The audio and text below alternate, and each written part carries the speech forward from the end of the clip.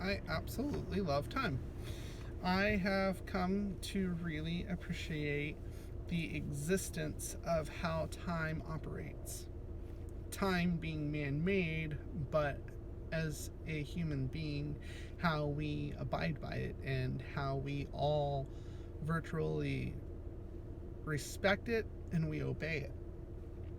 A lot of the times, if there is a rule or a law or a common understanding, there's not a lot of concepts that we actually truly agree on. And time is one of those concepts. Now, I love it for the simple fact I look in the mirror and I see my beard. And if you were to see me before I grew my beard, you'd say, wow, I don't know what he looks like with a beard. But now that I have a beard, because time passed and I left it alone, there I am. Babies, children are the same way. One moment, Mama Bear's not pregnant. Next thing you know, Mama Bear's pregnant. And you can't really, or at least I can't really, fully remember the feeling that I had before Mama Bear was pregnant. But now Mama Bear is pregnant, I couldn't imagine it any other way. And I know that once Baby Bear is born, I'm not going to remember how it felt not having Baby Bear and the time before Baby Bear. And time does that. It creeps up on you slowly to where you virtually live in the now. You just don't realize that you're living in the now. If there are world problems, like there always have been, we deal with them as they come, and they come in waves.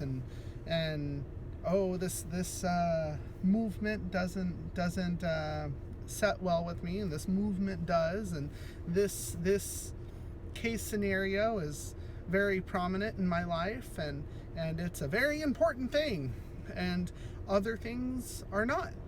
Not everybody, as they would say, likes cheese.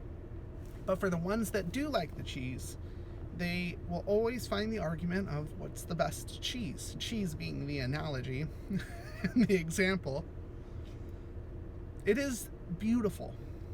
It is beautiful that we have the mind capacity to truly have a thought process and a conversation as such. We have the freedom to think what we will and to like what we will. And I think that's beautiful. And of course you can get caught up in the arguments and, well, they don't agree with me, so I don't like them. But I think that's a little much. It is. Just because you don't agree on one subject doesn't mean that you should fully and completely write them off. There's a reason that you guys were not agreeable, but friends, or your paths crossed at some point.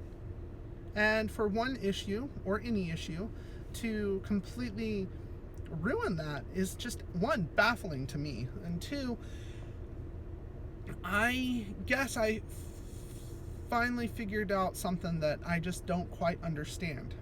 And that's another point. It's okay to say you don't understand. It's okay to say that you don't know. Hey, you know what time it is? I don't know what time it is. Do you know where such and such location is? No, I don't know what such and such location is.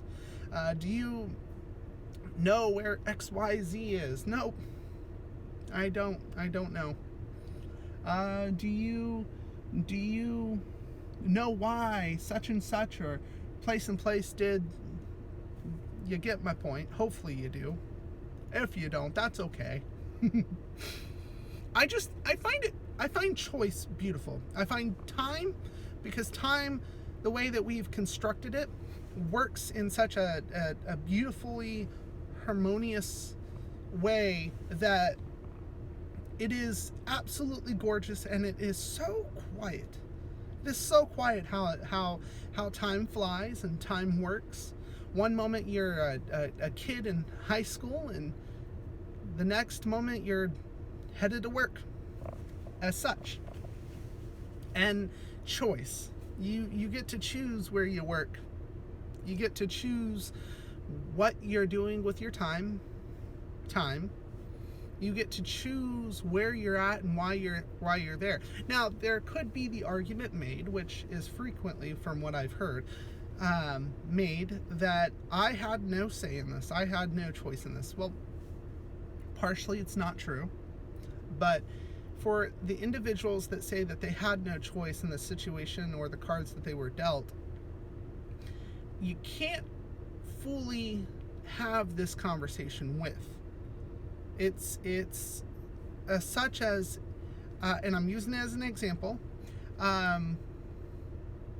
those who believe that the world is a cucumber, you can't convince them that it's an apple. You can't convince them that it's a watermelon. The only thing you can do is you can say, okay, it's a cucumber. I will persist in your understanding that the world is a cucumber. Now let's go discover this cucumber. Now, cucumbers, circular, longevity. Walk it. There is a spider on my windshield. ADHD. Boom! What I'm getting to is, if someone believes something, you can't convince them that it's not so unless you go and you discover it with them.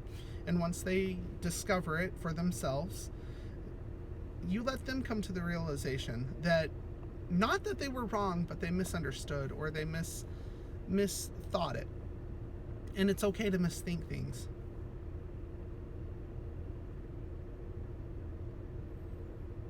I think this world is beautiful. I absolutely do. It is a magnificent, magnificent world. And I'm very, very proud and very honored to be a part of it.